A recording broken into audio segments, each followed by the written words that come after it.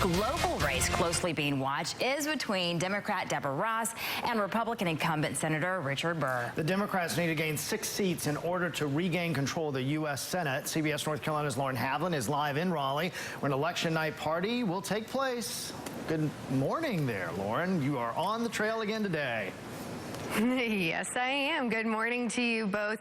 We are at the Raleigh Marriott City Center in downtown Raleigh, and this is actually going to be the headquarters tonight for the North Carolina Democratic Party. As you can see, setup is already underway. They are prepared to have their election night party. They're hoping for success in many races. Here tonight, you can find Attorney General Roy Cooper. He is going against Governor McCrory for the governor's race.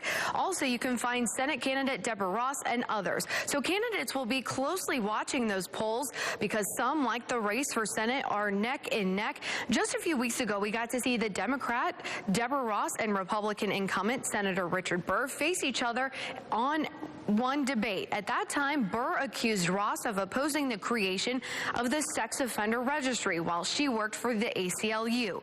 Ross accused Burr of profiting from special interests in Washington, D.C. Both denied each other's claims. At the debate, they also discussed presidential politics and each candidate's opinion of their nominee. It's very disturbing to me what we've learned about these tapes. Senator Burr has stuck by Donald Trump during all of this, and I think that that shows a lack of judgment. I think a lack of judgment is a decision to put top secret and special access programs on an unsecure server.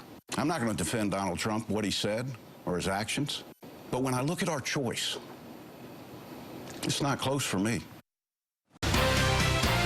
The North Carolina governor's race between incumbent Pat McCrory and Democratic challenger Roy Cooper is one of the most expensive campaigns across the country. CBS North Carolina's Lauren Havlin's live in Raleigh, where an election night watch party will soon take place. Lauren?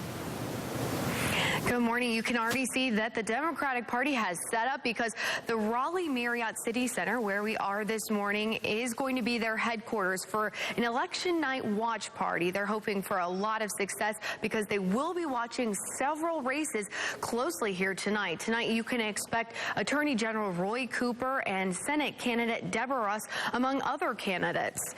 Candidates will be watching the polls closely because some of these races are neck and neck. That's like the governor's race. That's less than a 5% margin in many polls that we're seeing. Not only is this race one of the most expensive campaigns in the country, it's also one of the most competitive races between governors in the country for 2016. Just within the past few weeks, we've seen Attorney General Roy Cooper, Governor Pat McCrory, and Libertarian Lon Cecil go head-to-head in a couple of debates. One of the biggest divides between Cooper and McCrory is House Bill 2.